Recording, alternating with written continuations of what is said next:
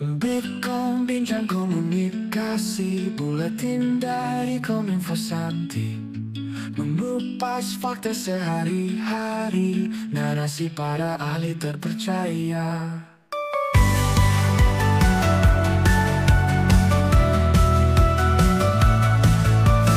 Persembahan buat Buleleng, podcast kita cermati dari bumi Panji Sakti, dengan hati penuh inspirasi.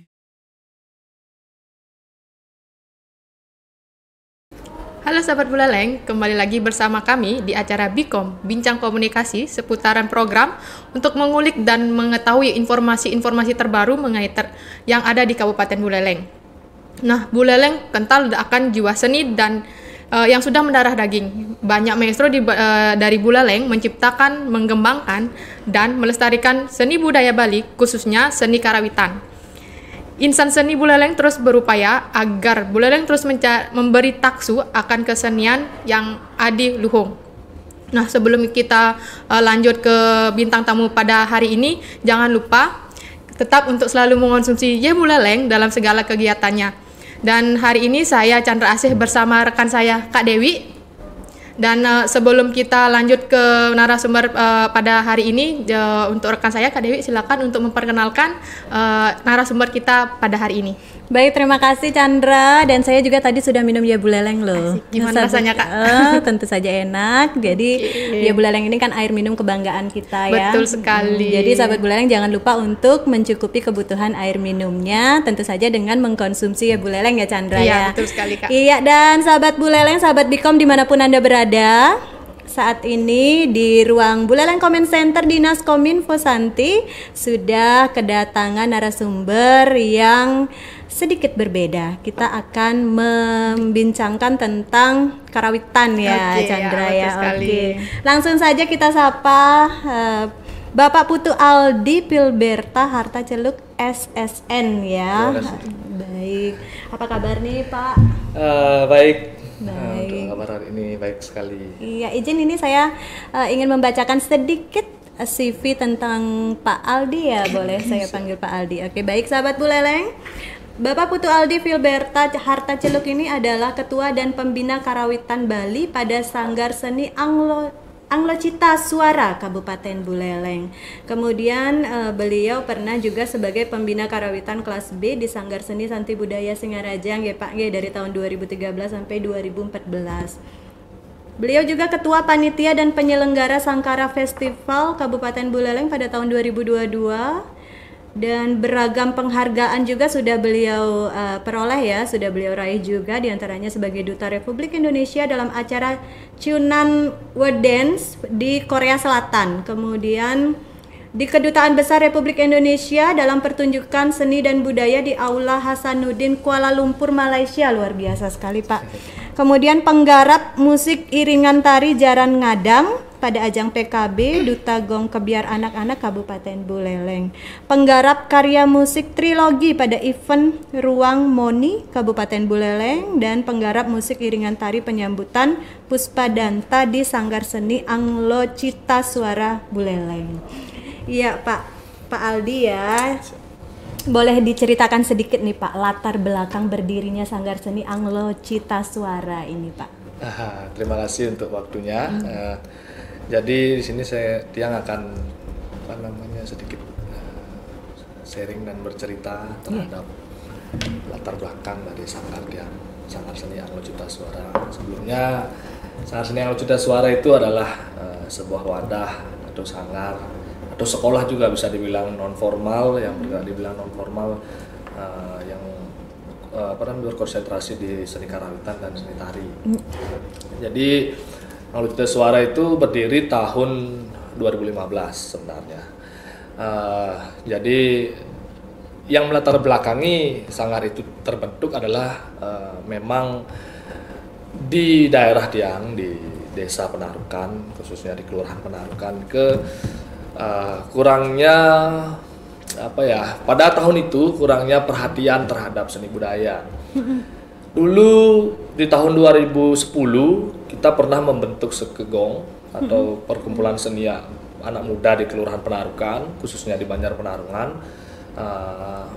Sudah berjalan sekitar 3 tahun sampai 2013. Karena waktu itu keadaan desa dan keadaan Banjar sedang runyam ya, artinya ada banyak unsur politik yang masuk, sentimen pribadi terhadap Banjar dan desa, kepemimpinan kalian desa, kepala desa. Jadi pada sebuah rapat atau paruman, sekegong atau perkumpulan kami ini dibubarkan, dengan berbagai alasan. Mungkin pada saat itu kita menerima dengan lapang dada, tetapi kreativitas kita tidak bisa berhenti di sana, seperti itu. Jadi kebetulan waktu itu yang mau kuliah S1 di ISI Denpasar tahun 2015, teman-teman pemuda-pemuda di Banjar terutama di Penarungan mempunyai inisiatif untuk berkumpul bersama membentuk sebuah komunitas seni. Jadi di sanalah awal mula kami berkumpul sebenarnya. Tapi di sana kami belum membentuk sebuah sanggar. Kami baru membentuk sebuah komunitas seni kecil yang berkiprah hanya di sebuah desa, jadi di wilayah itu saja, dengan berbagai proses, dengan berbagai kesempatan yang kami dapat, pementasan dan segala macam. Di 2019 kebetulan yang sudah akan mengakhiri kuliah di sana yang dituntut untuk membuat tugas akhir skripsi, yang dimana dia membuat sebuah karya dan didukung oleh komunitas ini. Jadi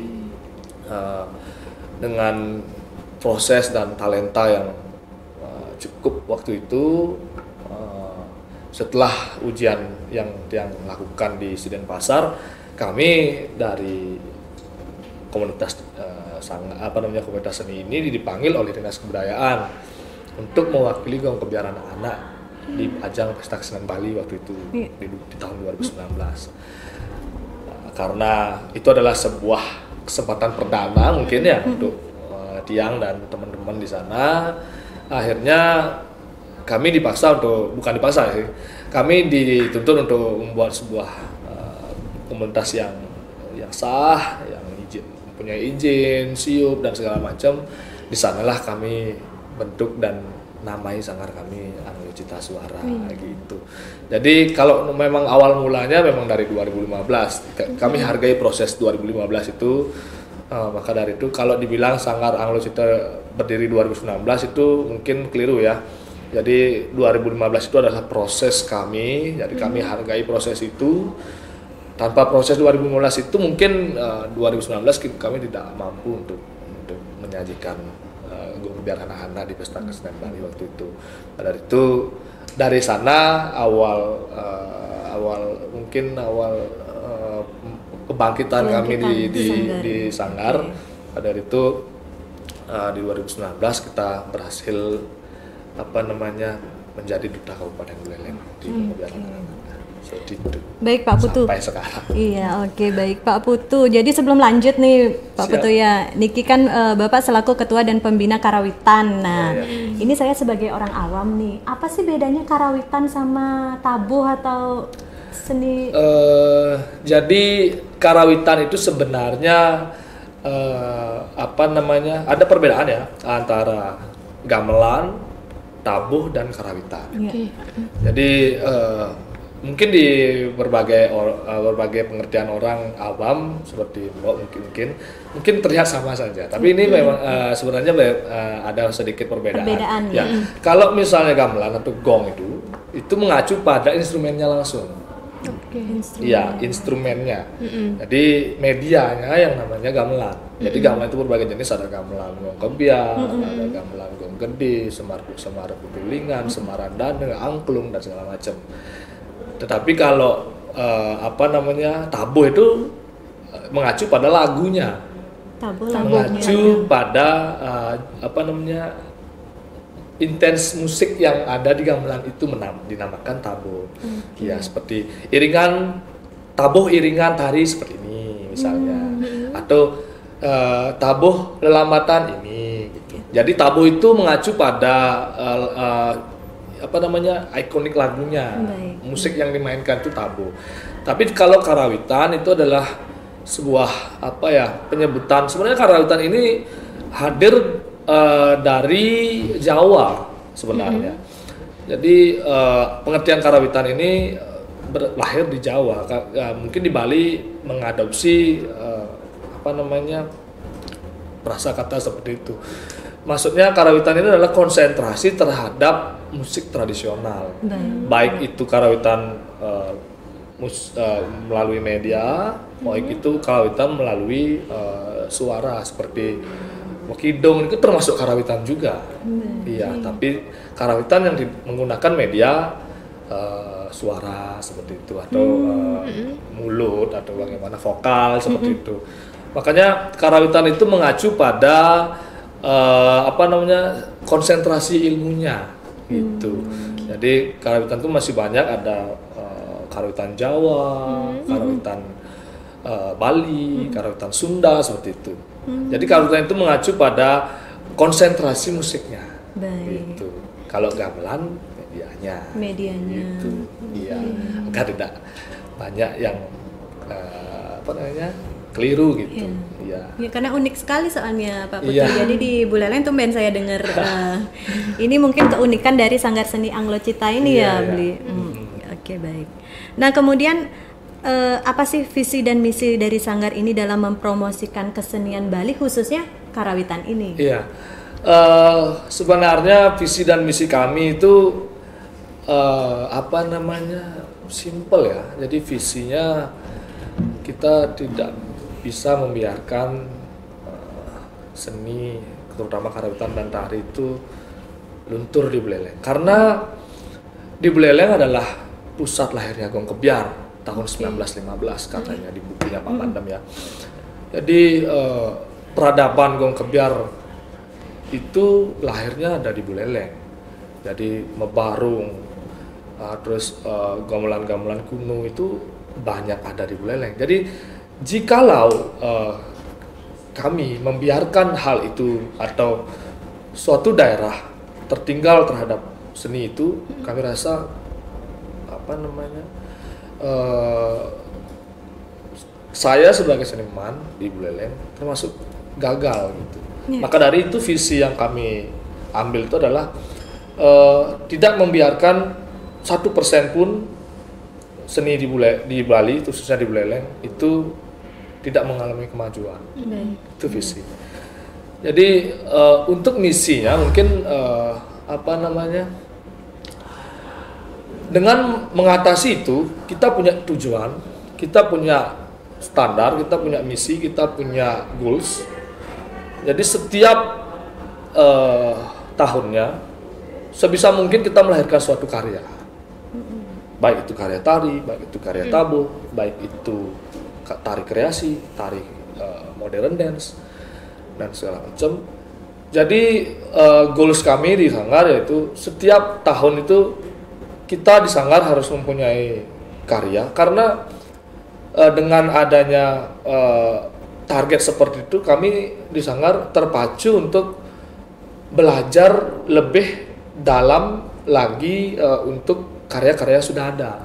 Jadi karya baru yang kami buat itu kan pijakannya tetap karya yang lama. Nah, jadi kalau kita tidak berkarya, mungkin kita mungkin saja ya, ini sebuah kemungkinan, mungkin saja kita hanya sebatas ngayah di pura dan segala macam, tidak mendalami. Tapi kalau kita mampu untuk ingin berkarya lebih jauh, otomatis kita belajar agar lebih dalam tentang apa dan bagaimana cara membuat atau cara berkarya yang baik dan yang benar seperti itu. Nah, dari itu apa namanya, rangsangan karya ini adalah sebuah pemantik untuk kita belajar lebih dalam tentang apa yang sudah Buleleng punya. Jadi kalau udah Buleleng sudah kita dalam mempelajari apa yang kita Buleleng punya, jadi kita punya gambaran sedikit atau wawasan untuk kita coba hal yang baru, kita karya yang baru. Mungkin itu sebuah, makanya yang di Sanggar ada 4 misi, yaitu penggalian, pelestarian, Iya. dan pengembangan. Jadi 3 itu, menggali, melestarikan, dan mengembangkan. Mengembangkannya lewat pembuatan karya baru, pelestarian dengan intens untuk membawa-bawakan karya-karya yang sudah ada. Penggalian, kita menggali yang dulu pernah ada, tapi sekarang sudah tidak intens lagi untuk dimainkan. Seperti contohnya kemarin, bukan sebuah rekonstruksi ya, jadi ini bukan rekonstruksi, jadi bukan penggalian, artinya gending atau tari yang sudah lama tidak dibawakan, itu kami kulik lagi, kami cari lagi, kita proses lagi untuk setidaknya anak cucu atau teman-teman kita yang belum lahir pada saat itu atau belum pernah menonton karya itu tahu, oh ternyata ada tari seperti ini, ada, ternyata karyanya ada. Sumber referensinya sendiri? Berbagai banyak hal, seperti waktu ini untuk Cendrawasih Buleleng. Jadi ternyata Buleleng itu punya tari cendrawasih. Yang kita kenalkan adalah cendrawasih yang dibuat Ibu Swasti Bandem, yang Bali Selatan. Tetapi Buleleng punya juga. Ternyata punya. Ya, waktu itu 2019 Ugong Biar Anak-anak kami mencoba mengulik oleh narasumber. Yang pertama, mungkin ada banyak narasumber ya. Untuk petabuhnya ada Pak Pandi Mustike dari Tejakula. Kebetulan Bapak beliau adalah pemain atau seke pada saat gending itu dibuat. Tari cendrawasih. Iya, tari cendrawasih. Iya, tari cendrawasih Buleleng itu. Dan pernah dibawakan pada saat, kalau nggak salah, ada festival di Tejakula. Pernah dibawakan cuma sekali. Itu pun sudah lama tidak pernah dibawakan lagi. Jadi mungkin yang tahu hanya di masyarakat Tejakula pada saat itu menonton. Yang di sini kan belum tahu. Jadi itu punya Buleleng loh. Dan itu ternyata berbeda jauh? Jauh berbeda dengan yang tari yang ada di Bali yang Selatan. sekarang dikenal jauh itu. Berbeda. Iya, jauh berbeda. Dari itu yang ternyata ada ya. Jadi kemungkinan saja cendrawasih itu lebih dulu ada daripada cendrawasih yang di Bali Selatan. Itu yang menjadi kecurigaan karena dari segi pakaian, dari segi warna musiknya masih sangat-sangat kalau dibilang tidak kekinian, karena kalau di Bali Selatan cendrawasih memang sudah berbentuk burung cendrawasih seperti gelungannya, seperti kamennya kayak gini kan. Tapi kalau di Buleleng di Tejakula waktu itu pakaiannya itu seperti tari Margapati, tetapi ada udangnya yang selingsut seperti itu. Jadi nggak works untuk sebuah tari cendrawasih gitu. Kalau orang lihat tanpa nari atau tanpa sinopsis, mereka nggak tahu itu tari cendrawasih. Iya, interpretasi mereka pasti beda. Tapi karena itu dinamai cendrawasih, makanya ini cendrawasih. Artinya antara tari dan kostum dan gending itu tidak seperti Bali Selatan yang sudah familiar dengan kita nonton. Maka dari itu, ini kita coba bawakan ke PKB sebagai pemantik bahwasannya PKB itu kan bukan 1-2 orang atau bukan satu kabupaten yang menonton, kan seluruh Bali. Iya, seluruh Bali. Maka itu ajang yang pas menurut yang untuk mengenalkan bahwasanya Buleleng juga punya cendrawasih gitu. Jadi menarik sekali ya Pak Putu ya, ternyata kita sebenarnya kaya sekali ya. Cuman mungkin kurang dipublikasikan sehingga gaungnya jadi kalah dengan Bali Selatan. Jadi makanya yang waktu itu kulik narasumber Bu Luh Mena, kebetulan di sana ibunya dulu pernah menarikan tari itu pada saat beliau masih kelas 2 SD atau kelas 1 SD. Beliau pernah menarikan itu, kami belajar langsung ke sana. Kita jajaki rumahnya, belajar bersama. Ada beberapa part yang ibu mungkin lupa, kita mencoba merangsang ibu agar ingat karena beliau sudah lingsir, sudah umur. Jadi ada beberapa gerak yang bagaimana ya habis ini ya, saya lupa gini-gini. Hanya kita rangsang kembali. Coba ulang Bu dari bagian ini, kita ulang mungkin Karena seorang penari yang sudah pernah menarikan tari itu, kalau dia disuruh menarikan secara general, secara A sampai Z lengkap, dia pasti otomatis ya. Kalau kita penggal mungkin bisa lupa dia. Misalnya, Bu, kalau misalnya seperti ini, kalau kita kan tidak bisa menari bahwasannya atau belajar menari langsung full kan, pasti sedikit. Kalau beliau dibergitukan berproses, kadang-kadang beliau, ini gimana ya, gimana geraknya ya, makanya kita ulang lagi, makanya prosesnya sama. Ini tari cendrawasih ini bukan pertama kali waktu itu Tiang bawa, karena sudah beberapa kali dipentaskan, tapi dengan jarak tahun yang jauh. Waktu itu Banjar Paketan juga bawa pernah dari Blikade Pasca Wirsuta. Beliau pernah membawakan tari ini di, kalau nggak salah, di Undiksa. Kalau Tiang rasakan kalau tari ini pentas di Undiksa, ya yang menonton ke seputaran orang-orang Undiksa kan, seperti itu. Jadi saya sebagai seniman pun nggak tahu gitu, kok baru saya tahu gitu. Makanya ini adalah ajang yang pas, yang Tiang bilang, kalau bilang penggalian sih enggak ya, artinya kita ada proses penggalian untuk kita bawa ke ajang yang lebih populer. Oke. Itu menarik sekali Kak Dewi dan Bapak Aldi ya, untuk mengenai masalah perkembangan kesenian di Bali nih, bagaimana menurut Pak Aldi itu perkembangan kesenian di Bali di era digital saat ini, karena perlu diketahui kan semakin perkembangan itu kan semakin meningkat terus zaman era sekarang ya.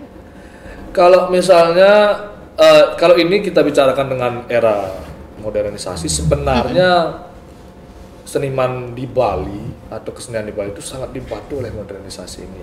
Sangat dibantu. Karena kenapa? Dulu saja yang masih era yang belum seperti sekarang komunikasi, media dan segala macam, kesenian di Bali itu sudah populer di mancanegara. Apalagi kita sekarang yang sudah punya fasilitas yang sangat memadai, terutama masalah regenerasi ya. Kalau misalnya dulu saya di tahun saya di angkatan saya waktu itu belajar menggambel, untuk mengetahui sebuah lagu itu sangat effort sekali. Artinya kita harus beli kaset pita dulu. Kalau lewat kadang-kadang diputar lagi pakai pensil, susahnya minta ampun. Sekarang kan sudah tinggal YouTube buka, sudah ada kan. Jadi untuk regenerasi kadang-kadang untuk hal seperti ini modernisasi itu sangat mempengaruhi adanya percepatan regenerasi di Bali, kesenian di Bali. Maka dari itu kalau yang bilang dulu sama sekarang, yang mempengaruhi sekali proses kebudayaan, seni budaya karawitan tari ini adalah modernisasi. Dulu pada saat angkatan Tiang, sanggar itu hanya ada dua sanggar besar, ada Dwi Mekar sama Sandi Budaya di Kecamatan Buleleng ya. Saya bilang Kecamatan Buleleng ada dua sanggar besar. Tapi kalau sekarang sudah banyak sekali. Udah hampir di Kecamatan Buleleng aja sudah ada lebih dari 7 sanggar. Ya. Dan satu sanggar itu tidak punya, artinya tidak sedikit punya regenerasi. Minimal satu sanggar itu sudah memiliki 100 sampai 150 orang regenerasi. Maka dari itu, dari modernisasi ini sebenarnya di pemanfaatannya bagus sekali. Jadi mempercepat regenerasi, anak-anak yang masih TK di kelas 1 sudah mengenal gamelan. Dulu saya amun sing ngayah di pura, kalau tidak ngayah kita di pura, kita tidak tahu ada gamelan. Iya.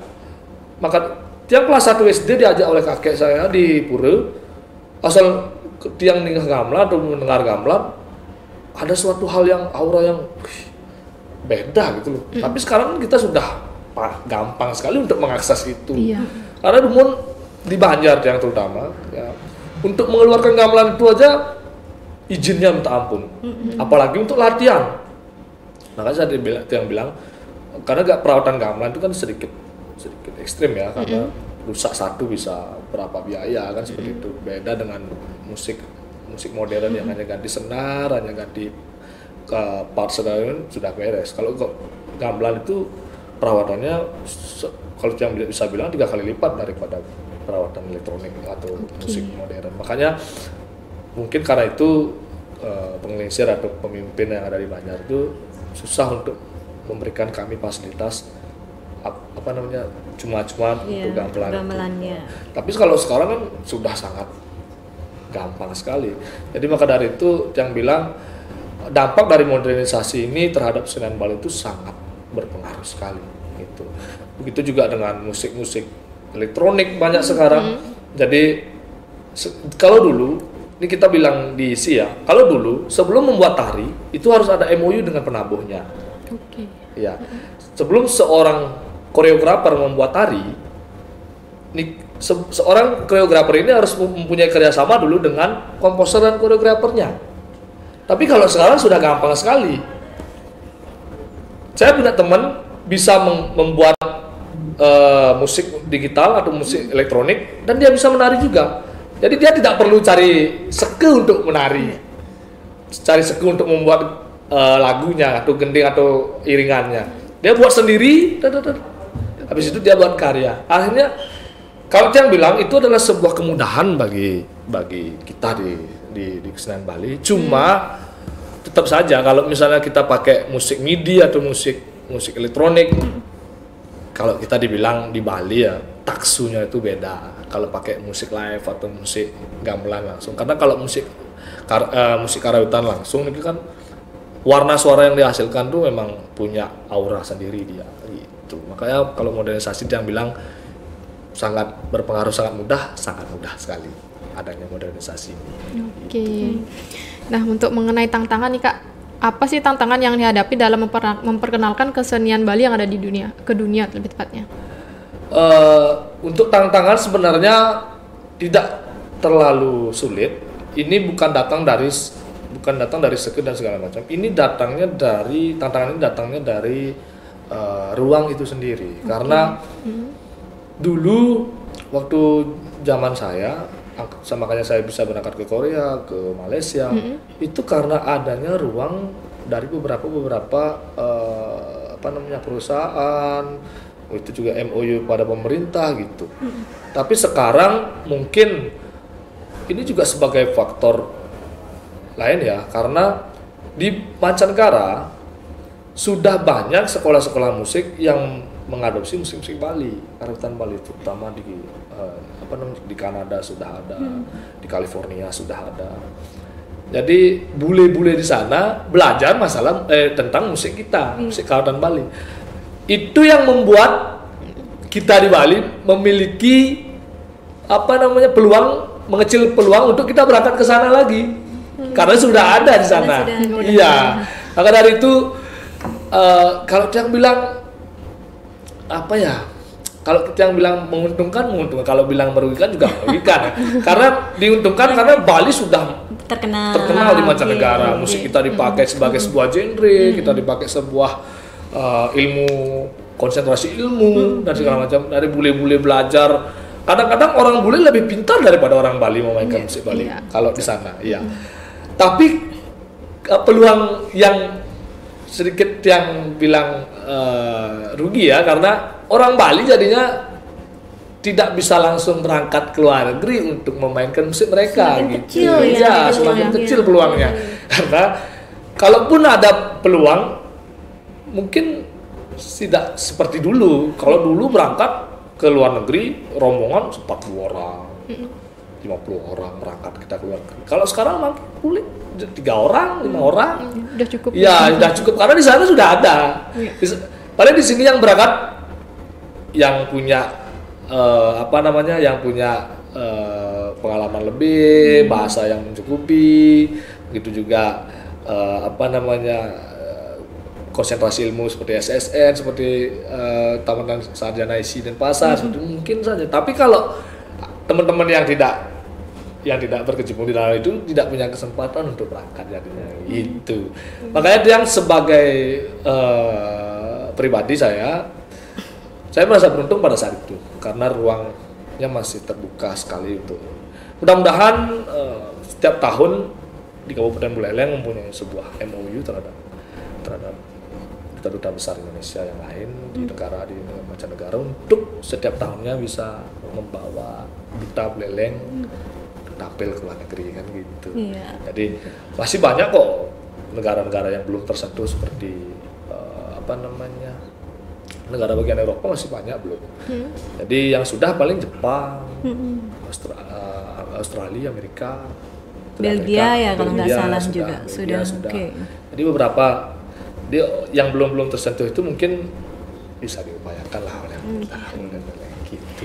Baik Pak Putu, niki boleh berbagi pengalaman sedikit mungkin pengalamannya Pak Putu di dunia seni ini yang menarik perhatian generasi muda untuk mencoba belajar seni karawitan, bisa diceritakan? Jadi ini pengalaman pribadi ya, adik-adik di luar sana yang ingin belajar jangan takut kalau nggak bisa gitu. Jadi saya pribadi yang dulu malas sekali, tapi saya suka musik. Banyak dulu saya diberikan peluang untuk belajar musik oleh orang tua saya. Jadi main gitar. Tapi kecenderungan saya memang di seni tradisional, di karawitan. Jadi setelah masuk di ranah itu dengan berbagai proses, dengan berbagai pengalaman, ngayah dan segala macam, kita di Bali sangat erat sekali dengan kepercayaan. Jadi kalau tiang bilang kalau masuk di ranah karawitan atau di ranah Sekegong itu tari bawang ngayah itu adalah investasi karma yang luar biasa. Ini kalau menurut dia. Karena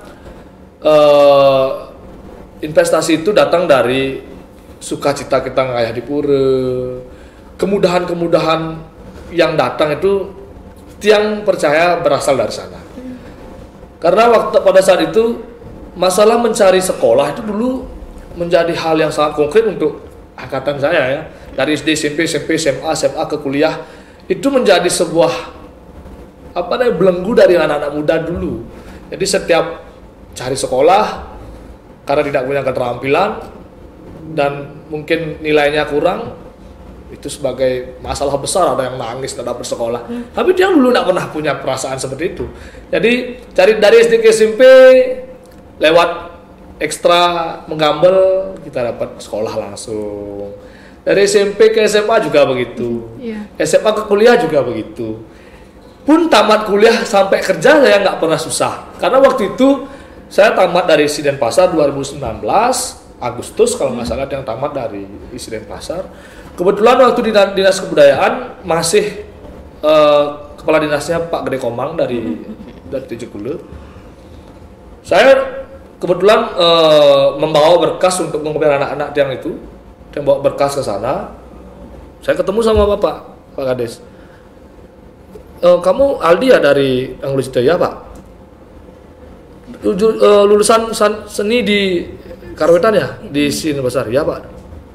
Bisa nggak kerja di sini langsung gitu.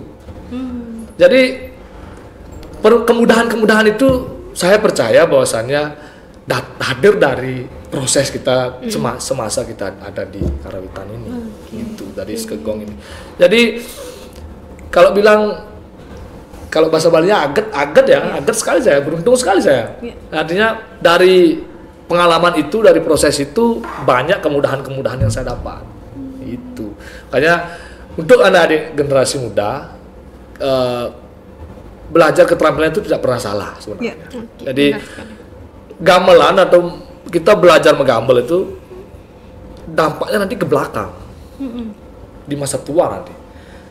Contoh kalau misalnya kita main band, main musik, mungkin kita bisa nikmati dari umur 25 atau dari umur 11, 10 sampai 40 saja.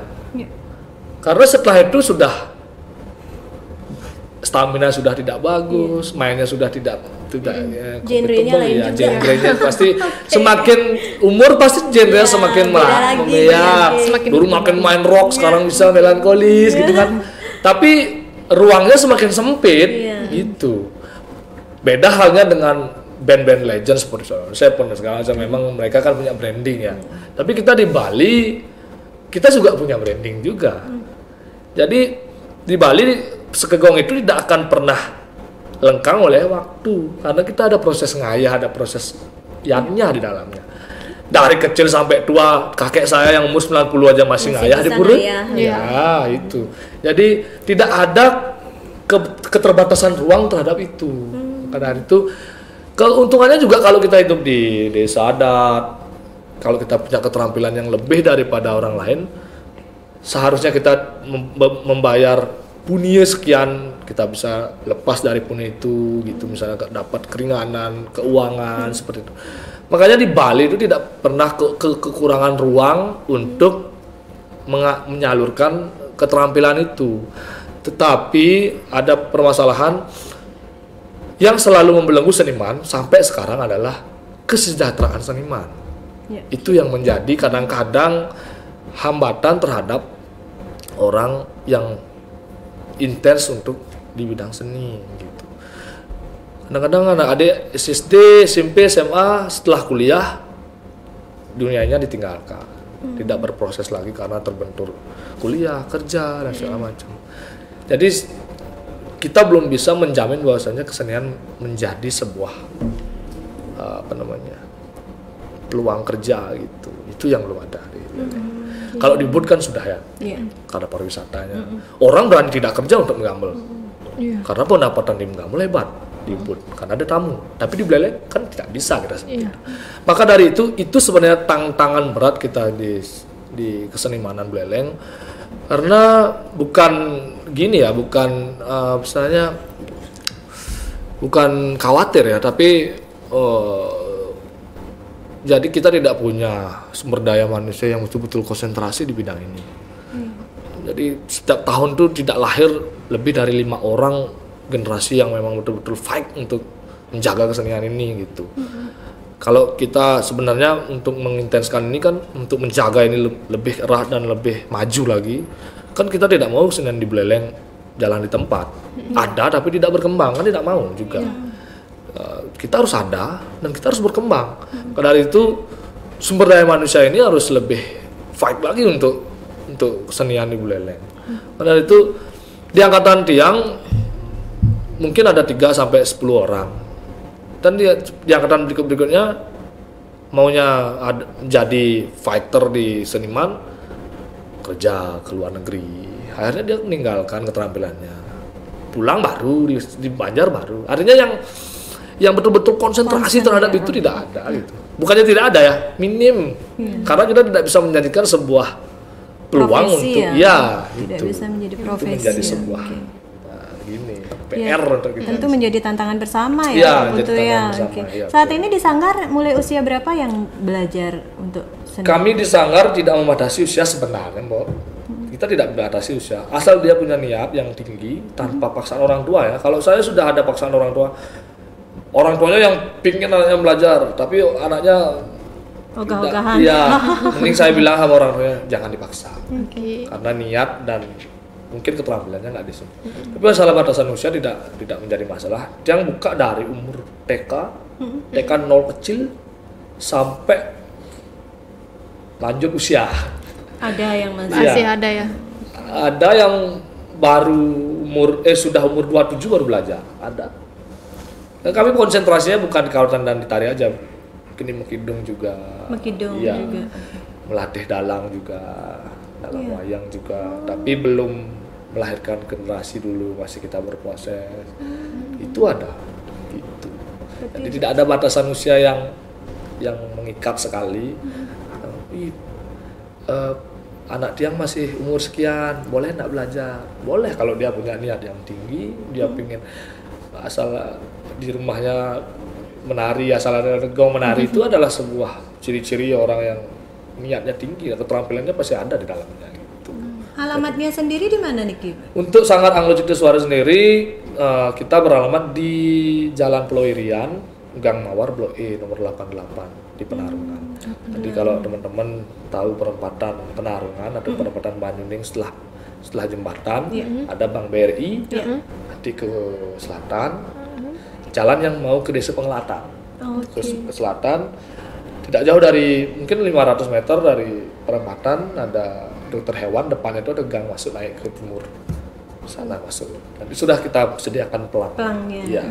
Dan masih menerima kalau Masih Oke. sangat masih karena kita tidak intinya untuk apa namanya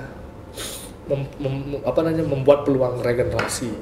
Terus kita membuat peluang regenerasi karena di sana akan diseleksi oleh alam. Jadi setelah adik-adik itu masuk dan belajar, dia akan diseleksi oleh alam. Seleksi oleh alam itu maksudnya dia akan diseleksi oleh keadaannya dia pada saat itu, moodnya dia, diseleksi oleh teman-temannya dia, terus kemampuan berpikirnya dia akan diseleksi di sana. Di sana nanti dia ketemu bahwasanya, oh saya sebenarnya di sini atau saya sebenarnya tidak di sini gitu. Jadi dia akan diseleksi oleh alam sendiri. Makanya belajar menggambel di sebuah sanggar itu sebenarnya proses pencarian jati diri sejak dini. Karena kalau pengalaman dia belajar dari kelas 4 SD di Dwi Mekar dulu dia belajar, yang waktu itu. Dia belajar, ternyata saya di sini gitu. Jiwa saya di sini, makanya saya kalau dibilang mau kemana, sebenarnya dari kelas 4 ini saya sudah tahu saya mau kemana. Gitu. Walaupun umur sekian belum tahu masih bermain dan segala, tapi saya udah yakin maksudnya dari kelas 4 SD saya udah yakin maksudnya saya akan ke sini.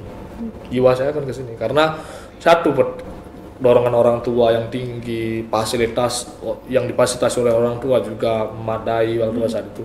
Karena kakek saya adalah seorang penabuh juga. Kalau sudah berkaitan dengan menggambel, kakek saya udah tidak ada neko lagi. Sekalipun dia jual tanah dijualin mungkin ya, tidak tahu juga. Jadi makanya itu pada saat saya kuliah tamat di Karawitan, saya minta gamelan Semarang sama bapak saya dikasih. Pak, saya mau buat sanggar, Pak. Saya ingin mempunyai laboratorium saya sendiri. Karena saya tamat dari ISI ya, saya berhak punya laboratorium sendiri. Saya punya dapur sendiri untuk berkarya nanti, berkreativitas. Saya nggak mau hidup tamat kerja mati, nggak mau. Saya ingin saya punya karya, saya punya kreativitas, keterampilan saya terbayar di sana, tersalurkan karena saya akan hidup dari sini. Bapak saya jual segala macam dan dibelikan gamelan gitu. Sampai sekarang saya hargai itu. Makanya orang nawar 1 miliar pun gamelan saya dikasih. Nah itu adalah sudah jadi darah daging saya juga. Oke, menarik sekali Kak Dewi ya. Oke, menurut Pak Aldi itu bagaimana sih peran teknologi dan media sosial dalam penyebarluasan kesenian Bali ke masyarakat terutama di generasi muda? Untuk peran media sosial sebenarnya masih tumpang tindih ya, maksud saya tumpang tindih itu penyebarannya sih sudah sangat bagus ya, ada beberapa media yang apalagi waktu PKB terakhir ada beberapa media yang mengeliput. Artinya kayaknya pada saat di PKB itu lebih banyak media yang nonton daripada penonton gitu. Jadi satu orang itu bisa punya 5 media dia ada di Instagram, di YouTube, di Twitter, di TikTok dan segala macam. Tapi yang bilang tumpang tindih ini algoritma TikTok, algoritma Instagram ini kan kita tidak tahu batas mana ya kan. Jadi mudah-mudahan dalam digitalisasi ini, terus perkembangannya media sosial ini mampu mendobrak atau mampu membius generasi muda agar mereka lebih tertarik pada itu, pada kesenian kami di Bali gitu. Mudah-mudahan ya. Karena sekarang adik-adik kelas belum sekolah pun 5 tahun pun sudah dikasih HP sama orang tuanya. Nah, yang kita tidak tahu kan searchingnya dia di sana. Apa yang dicari oleh dia. Nah, inilah suatu bentuk kita sebagai orang tua untuk membimbing bahwasanya searching mereka itu harus kita awasi. Karena kalau pertama dia menyentuh HP, searchingnya sudah tidak bagus, dia akan tidak peduli dengan searching yang lain atau ilmu-ilmu yang lain. Itu biasanya. Seperti saya punya sepupu, saya kasih tahu orang tuanya, kalau dari kecil dia sudah dikasih handphone, minimal kita harapkan setiap dia menonton suatu tontonan yang ada di handphonenya harus berbau seni, nggak boleh enggak, baik itu seni rupa, seni musik, seni tari, jangan kasih yang lain. Padahal itu sekarang sudah kelas 4 SD menjadi tukang ugal termuda di sanggar saya. Kelas 4 SD segini sudah menguasai beberapa banyak. Kelas 4 SD baru belajar, dia sudah jadi tukang ugal di sanggar. Nah, maka dari itu pengawasan itu sangat penting sebenarnya, peran orang tua. Karena kalau sudah salah sedikit kita memberikan media itu, akan total salahnya nanti ke belakang. Itu keniatan keinginannya dia belajar suatu yang dia tontonkan itu pasti lebih cepat daripada apa yang dia melakukan di dunia nyata. Iya. Misalnya dia nonton sebuah kekerasan di HP-nya, dia lebih cepat melakukan itu daripada apa yang kita ajarkan di dunia nyata. Makanya peran media sosial dan peran digitalisasi ini tidak lepas dari bimbingan orang tua langsung. Makanya kalau sudah bimbingan orang tua yang intens nanti pasti akan melahirkan generasi-generasi yang berbakat nanti di sana. Kalau Sanggar Anglo Cita sendiri memanfaatkan media sosial? Sangat memanfaatkan. Okay. Jadi update ya? Iya, update sekali. Yang hampir setiap minggu juga kita buat konten, maupun itu konten yang berbasis lama atau short. Boleh disebutkan mungkin alamat media sosial? Alamat media sosial di Instagram Anglo Cita Suara, cari aja Anglo Cita Suara. Terus di YouTube juga ada Anglo Cita Suara. Di sana ada beberapa. Di YouTube cukup lengkap ya. Jadi proses kami berkarya ada di sana, proses kami berlatih ada di sana. Terus hasil dari proses itu ada di sana. Kegiatan apa yang kami lakukan, seperti ada perjalanan kemana kita ada di sana juga, trip juga ada. Jadi untuk Facebook juga ada, nanti di Facebook Sanggar Seni Anglo Cita Suara, dicari aja nggak apa-apa. Di searching di sana juga banyak kegiatan-kegiatan yang kami share di sana. Bagaimana sih enaknya masuk sanggar itu gitu loh. Kadang-kadang kalau dia rasakan nih, masuk sanggar lebih asik daripada masuk sekolah biasanya. Ya, karena kalau di sekolah minim akan praktek, tapi di sanggar langsung praktek. Itu yang kadang-kadang adik-adik generasi muda inginkan. Iya, betul. Setelah teori ngantuk. Tapi kalau praktek langsung. Iya. Pada itu kadang-kadang saya pikir anaknya ada orang tua yang masuk sanggar juga, anaknya lebih suka ke sanggar daripada ke sekolah. Tapi saya bilang sekali lagi sama orang tuanya, jangan sampai tinggalkan sekolah demi sanggar. Sanggar adalah pendidikan non formal, tapi sekolah adalah pendidikan yang penting untuk menjembatani kegiatannya di sanggar. Karena kalau sudah sekolah bagus, di sanggar tidak mungkin jelek. Iya itu. Tapi kalau di sanggar bagus, sekolahnya bisa jelek. Karena dia terlalu asik praktek, musiknya, relaksasinya, dia pikiran relaksasinya. Kadang-kadang di sekolah guru nerangin itu udah nggak masuk dia, karena tidak rileks dia. Ngantuk gitu. Kalau di sanggar dia terpacu ya, dia belajar tuh, apalagi dia tertinggal dengan teman-temannya, terpacu jadinya dia gitu. Makanya lebih asik di sanggar. Kalau ada adik yang mau ikut sanggar, langsung saja hubungi yang di alamat itu boleh chat di Instagram, DM Instagram boleh, di Messenger Facebook juga boleh ya. Oke, baik, terima kasih nih Pak Aldi ya untuk hari ini. Jadi kita break sejenak untuk kegiatan kita pada podcast pada hari ini. Jadi untuk sahabat Buleleng tetap untuk pantengin terus, stay tune untuk di akun resmi YouTube Pemkab Buleleng, dan kita break sejenak. Bikom Bincang Komunikasi, buletin dari Kominfo Sakti, mengupas fakta sehari-hari, narasi para ahli terpercaya.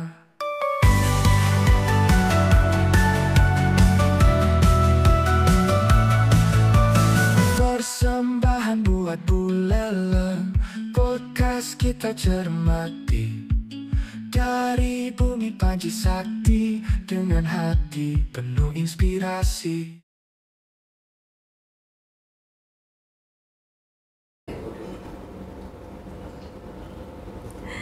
Baik sahabat Bikom dimanapun Anda berada, kembali lagi di podcast Bikom Bincang Komunikasi dan masih di ruang Buleleng Comment Center Dinas Kominfo Santi Buleleng. Kita lanjutkan kembali perbincangan kita dalam Bikom masih bersama Pak Putu Aldi Filberta Harta Celuk SSN. Dan topik kita masih sama, eksistensi seni karawitan di era sekarang. Nah Pak Putu, lanjut lagi perbincangan kita. Apa sih yang dilakukan oleh Sanggar Anglo Cita Suara ini untuk menjaga keaslian kesenian Bali di tengah gempuran pengaruh budaya asing? Jadi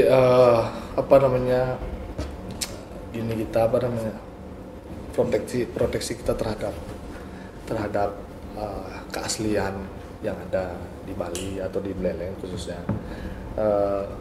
Kami mencoba kami tidak tertutup terhadap budaya asing sebenarnya. Kami mencoba membuka, tetapi di kesenian kita di Buleleng atau di Bali, kita punya ikatan sendiri, ada pakem, adanya aturan sendiri. Kita boleh saja adopsi teknik atau kita tidak tertutup juga sebagai seniman di Bali atau kesenian di Bali, kita tidak tertutup. Kita selalu terbuka untuk misalnya kita adopsi beberapa teknik permainan, ritme, timbre dan segala macam estetik musik yang ada di barat yang kita tidak ada di Bali. Kita bisa saja adopsi itu. Tapi kembali lagi, kita di kesenian Bali punya pakem, punya aturan, punya kerangka sendiri di Bali. Maka dari itu yang tekankan pada adik-adik untuk jikalau kita mulai berkarya, kita harus berpijak dari karya yang sudah ada. Kendati pun nanti kita berkarya memiliki kebebasan yang bebas, yang luas, itu nanti kita akan labeli sebuah karya itu adalah sebuah karya kontemporer. Ya. Jadi kontemporer itu ya sebuah karya yang dibatasi oleh waktu, namanya aja tempo itu ya waktu. Jadi seiring sebalanya waktu, kalau karya itu diterima baik oleh masyarakat atau diterima baik oleh publik, ya kontemporer itu akan lepas daripada karya itu gitu. Padahal itu kita selalu terbuka sekali dengan kebudayaan barat, dengan musik barat. Tapi kita tidak memperkosa atau kasarnya memperkosa sebuah kebudayaan yang sudah ada dari dulu kita gitu loh. Jadi kita paksakan misalnya masuk budaya asing untuk memainkan musik kita dengan gayanya dia. Itu mungkin yang rasa belum bisa ya, karena sebuah media atau sebuah budayaan itu punya warnanya, punya khasnya sendiri.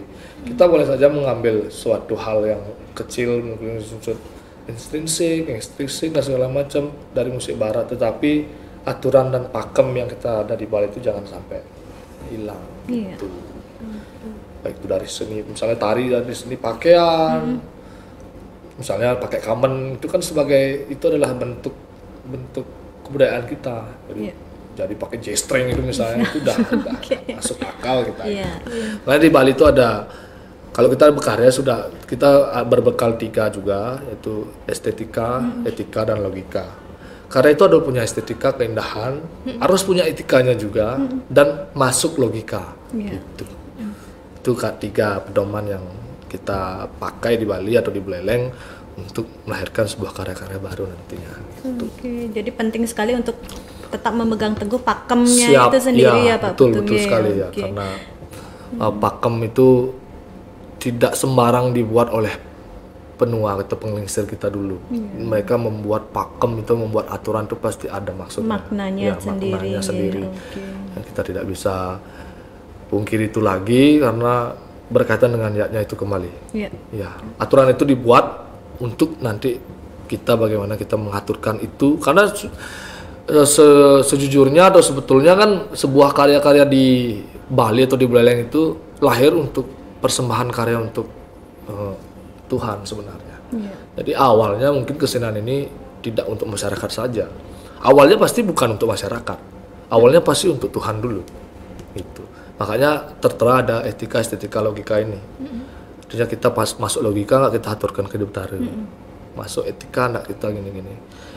Mungkin berjalannya waktu baru masuk ke ranah publik gitu. Maka dari itu kalau kita sudah keluar dari pakem itu ya sudah keluar daripada aturannya hidup tari gitu. Kalau jangan kita sih. Iya, oke. Nah, kalau menurut Pak Putu Aldi sendiri, bagaimana melihat generasi muda kita minatnya terhadap kesenian tradisional? Apakah lebih besar atau bagaimana dibanding dengan kesenian modern? Iya.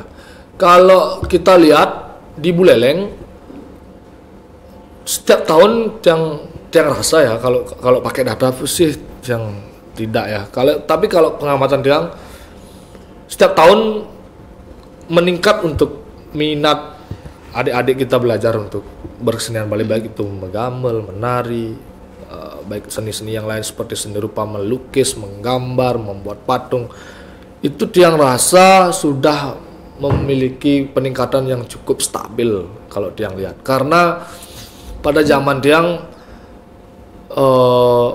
dalam satu generasi itu tidak susah kita cari penabuh lebih dari 20 orang. Susah sekali. Tapi kalau sekarang cari 3 barung, 5 barung itu mudah sekali gitu. Dari itu kalau misalnya kepemimpinan dia ke bidang yang lain mungkin saya kurang paham ya karena tidak terlalu mengamati ya. Tapi kalau dibandingkan dari generasi atau angkatan saya ke angkatan yang lebih muda, mungkin peningkatannya cukup lumayan banyak sekali. Karena seperti di Sanggar saya saja penabuh itu udah ada 4 barung. 4 barung. Iya. Jadi satu barung itu paling sedikit tuh isinya 22 orang. Paling banyak 38 orang. Dia ada 4 barung. Satu generasi, anggap grup seniornya udah umuran SMA ke atas, terus grup dasar 2-nya sudah ada di bangku SMA ke bawah, SMP ke SD, SD ke TK. Jadi setiap generasi itu udah satu sanggar loh itu. Baru sudah ada 4 barung, belum lagi sanggar-sanggar yang lain. Berarti kan peningkatan setiap tahunnya itu sudah banyak karena orang tua sudah semakin sadar terhadap pentingnya kita belajar mengenali budaya sendiri sih. Karena budaya parenting itu sudah nggak kayak dulu lagi gitu loh. Sekarang sudah membuka dengan luas peluang untuk mencoba keterampilan-keterampilan yang sudah membudaya kita di Bali gitu kayaknya ya. Karena pada angkatan yang banyak masih orang tua yang parentingnya masih ortodoks. Kemudian belajar menggambar kalau tadi apu dan segala macam masih ada seperti itu, banyak sekali pada angkatan Tiang. Makanya pada angkatan Tiang mencari orang 15 di Banjar saja susah minta ampun. Makanya Tiang hargai orang-orang yang semangat 15 ini Tiang buatkan wadah. Karena kalau ini kita lepas semakin hilang nanti. Karena budaya parenting 15 orang ini saja yang bisa kita pegang. Yang lain segitu banyak ada penduduk di Penarukan cuma dapat 15 orang itu kan sudah minim sekali gitu. Kalau 15 orang ini kita tidak selamatkan lagi, kita tidak buatkan wadah, buyar lagi gitu maksudnya. Kayak itu budaya parenting itu sudah yang sekarang sudah dengan digitalisasi, modernisasi ini sudah bagus sekali, apalagi untuk pengenalan keterampilan kita yang ada di Bali.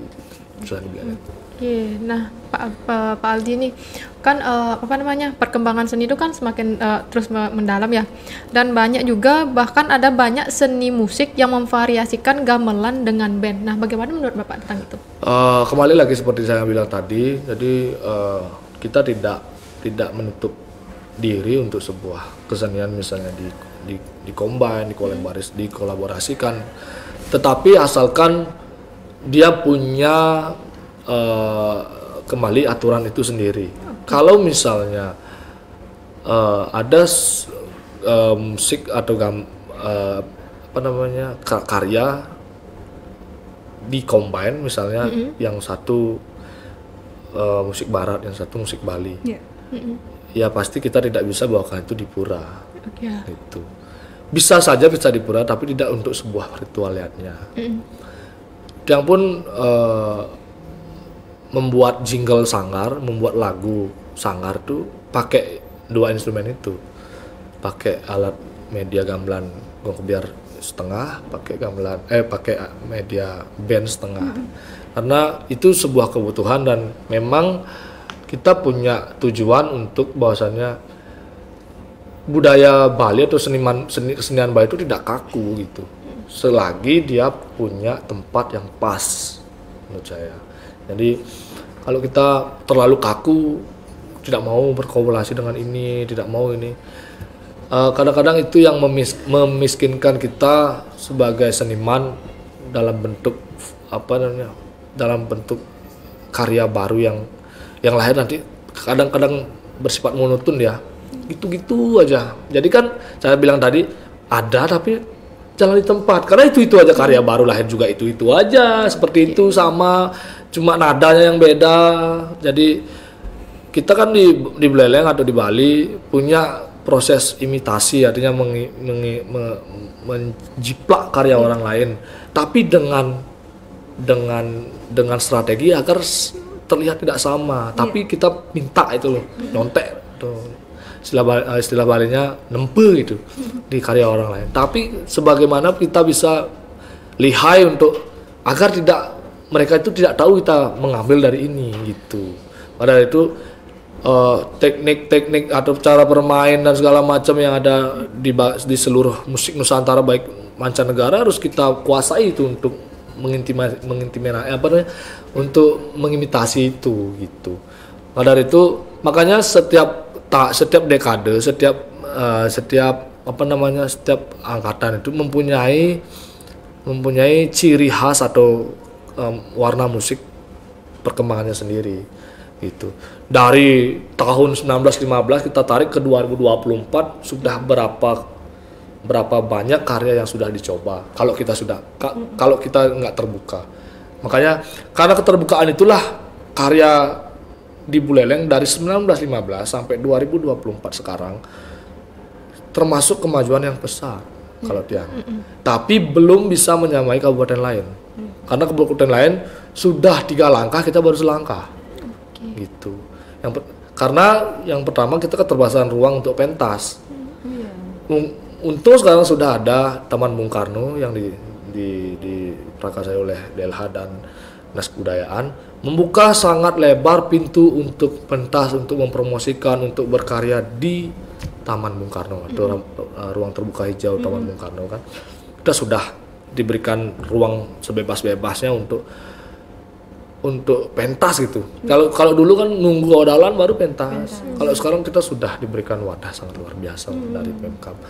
Cuma setiap tahunnya mungkin harus ada evaluasi dari pementasan itu agar tidak pementasannya terlihat itu saja, monoton ya. Karena sekali lagi kita tidak boleh ada tapi jangan tepat, kita harus ada dan berkembang.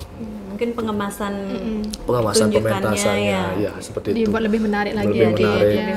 Karena penontonnya agar mani win kemu bintilah gitu aja. Jadi nggak ada kesan, apalagi bisa mensejahterakan seniman yang pentasnya sangat bagus sekali. Ya. Jadi sekarang ini kan kita pentas tanpa ada biaya apa-apa dari Pemkab. Kita swadaya, betul-betul swadaya dari pementasan itu. Dengan evaluasi ini mudah-mudahan siapa yang bisa pentas di saya kita akan bayar dari Pemkab. Kan bagus sekali. Gitu. Okay.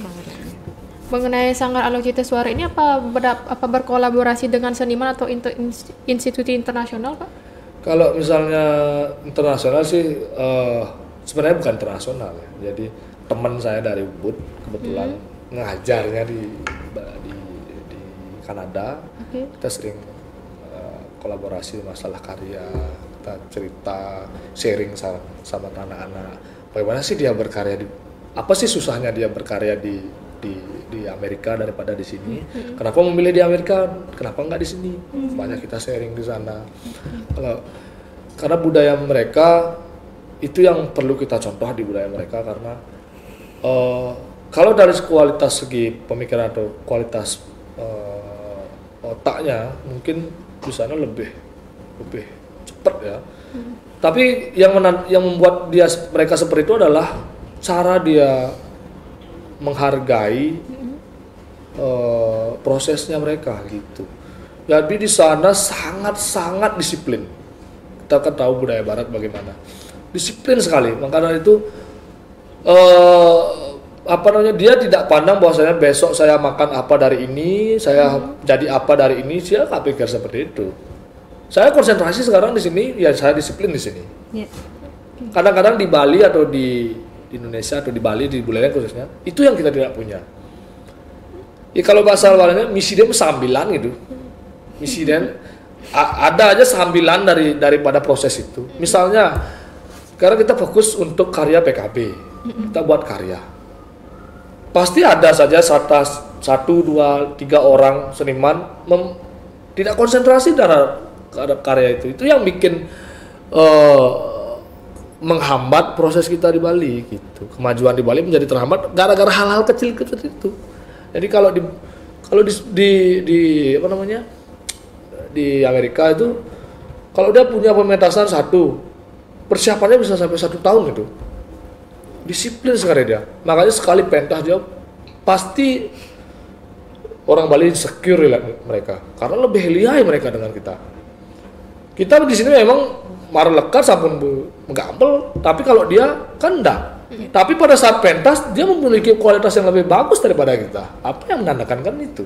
Itu yang kadang-kadang saya lebih sering sharing sama teman-teman yang di sana. Dan teman kuliah sih sebenarnya. Cuma dia melanjutkan S3-nya di sana. Jadi kalau bilang ada instansi terkait, kalau instansi sih cuma isi Denpasar aja yang kita sambung. Saya masih kolaborasi dengan baik dengan isi Denpasar. Terkait kemajuan seni, terkait evaluasi seni, itu masih ada kolaborasi dengan baik isi Denpasar. Kalau di mancanegara cuma itu aja. Kami mencoba mengadopsi cara-cara mereka, cara-cara disiplin mereka di sana. Itu aja yang kita bisa adopsi, karena dia sudah terlalu banyak mengadopsi kita masalahnya. Jadi kita nggak dapat apa kan rugi. Jadi kenapa dia bisa mengadopsi begitu cepat kita di sini, sedangkan kita tidak dapat apa-apa dari mereka. Gitu, itu sih maunya. Oke, nah yang untuk terakhir nih Pak Aldi, untuk harapan nih terutama nih, bagaimana sih harapan terhadap masa depan kesenian Bali dan apa sih langkah yang diambil untuk memastikan kesenian Bali itu tetap eksis di kalangan masyarakat? Ya untuk itu mungkin harapan yang di Bali atau di Buleleng itu adalah ruang yang memadai, itu yang pertama. Karena ruang memang kalau misalnya ada ruang tapi tidak ada kesejahteraan untuk seniman itu sama saja sebenarnya. Jadi kita perlu itu untuk mengeksistensikan terus senian di Buleleng, karena sangat berbeda kita dengan di Bali Selatan. Bali Selatan aja kita udah sangat-sangat beda. Dalam perbedaan segi segi sumber daya manusianya, konsentrasi terhadap kesenian itu sendiri. Jadi saya tidak mau atau tidak ingin mempunyai generasi yang hanya lewat, berkesenian itu hanya lewat, yang penting lewat. Jadi tidak ada hal yang melekat di kepalanya untuk memajukan kesenian nantinya gitu. Saya pikir salah satunya adalah ruang yang sangat memadai, begitu juga konsentrasi ilmu yang penuh di sini.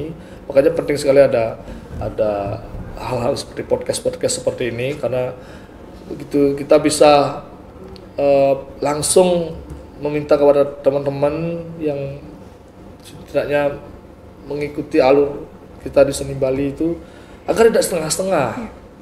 Kita harus powerful. Walaupun Anda besok bisa kerja di bidang apapun, tapi jangan pernah tinggalkan konsentrasi ini. Karena membangun seni, membangun kesenian tidak bisa 1-2 orang, tidak bisa pinter 1-2 orang.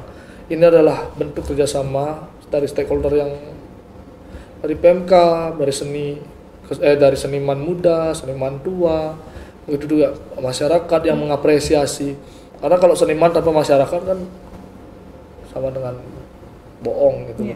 Karena kita buat karya untuk masyarakat tapi masyarakat tidak mengapresiasi, kan sama saja gitu. Jadi ruang ini perlu kita bangun. Begitu juga dengan manajemen seni. Jadi kita di Buleleng atau di Bali khususnya belum ada yang konsentrasi untuk terhadap manajemen seni. Karena sering kita bahas di dunia kesenimanan, teman-teman seniman, kita kaum kanggu saja gitu loh. Artinya gini, kalau misalnya Buleleng buat acara, contoh kita buat Buleleng Festival gitu misalnya, atau buat acara di HUT kota gitu misalnya. Saya tidak bilang bahwasannya kita tidak bilang hal material ya, kita tidak bilang seperti itu. Kita bilang apresiasinya saja. Misalnya seperti kasus kemarin yang batal pentas, kan pernah dengar batal pentas. Itu sebenarnya tidak ada yang salah sebenarnya. Itu pikiran buruk dari senimannya dan miskomunikasi terhadap panitianya gitu. Jadi itu yang perlu kita pegang dengan manajemen seni. Kalau tanpa manajemen seni, hal-hal seperti itu bisa saja terus terjadi. Karena bukan bagaimana ya. Jadi kalau misalnya seniman atau penabuh atau segong pentas, dia tidak diberikan seistimewa band-band yang ada di Buleleng atau ada yang di nasional. Sedangkan contoh kalau band nasional misalnya Peter Pan atau Noah pentas tampil, dia punya akomodasi, dia punya biaya manajemen yang jelas, rider yang jelas. Tapi di seniman kita tidak punya. Yang salah siapa? Kita dari seniman. Karena kita tidak punya manajemen yang jelas. Nah itu makanya yang saran-saran teman-teman juga, dia juga masih perlu belajar juga. Karena kita membuat manajemen itu, kalau sudah kita masuk manajemen pasti sedikit agak ketat ya. Karena kita di Bali yatnya tidak boleh ketat kan. Ya seperti itu. Contoh memberayu contohnya. Misalnya ada tetangga meninggal, perlu gamelan. Kalau kita pakai manajemen dan riders, dia bisa nggak jadi pakai gamelan. Benar nggak? Ya itu yang menjadi kontradiktif jadinya. Tapi kita perlu punya manajemen itu. Makanya yang masih belajar sekali bagaimana caranya kita memberayu dengan manajemen biar bisa, pentas dengan manajemen supaya bisa. Ini yang perlu kita evaluasi lagi untuk perkembangan pemajuan kita di Buleleng. Kalau sudah senimannya sejahtera, kesenian dan kebudayaan pasti maju. Iya, seperti di Ubud contohnya. Karena di Ubud konsep dia punya cara, kalau ada yang mengganti dia di sebuah seke itu, dia harus jual tempatnya. Kalau itu yang pernah yang dengar ya. Jadi di Ubud itu misalnya ada 40 orang anggota. Jika keluar dari keanggotaan itu harus mereka jual keanggotaannya ke pengurus yang lain atau ke generasi yang lain. Ada kesepakatan bayar baru masuk. Jadi mereka keluar tuh udah dapat pesangon gitu istilahnya, pensiun dari sana atau meninggal. Kalau dia meninggal kan harus ada yang mengganti di sana, harus ada yang bayar tempat itu. Karena dia keseniannya berkesinambungan, berdampak dari pariwisatanya gitu. Nah, kita di Buleleng dengan kemampuan kita, kapasitas kita yang banyak seperti ini, daerah yang paling besar terluas di Bali, masa tidak bisa ya seperti itu kan gitu. Nah, itu menjadi PR kita bersama. Mudah-mudahan segalanya yang bisa kita upayakan terhadap kesenian di Buleleng bisa terwujud. Oke, terima kasih nih Pak Aldi untuk kedatangannya pada hari ini dan juga memberikan materi juga, dan juga bagaimana menjelaskan tentang apa itu seni karawitan dan bagaimana perkembangan seni yang ada di Buleleng. Nah, untuk sahabat Buleleng, jadi tetap terus pantengin kegiatan kita di akun resmi Pemkab Buleleng, dan untuk kegiatan dan episode selanjutnya, dan sampai jumpa.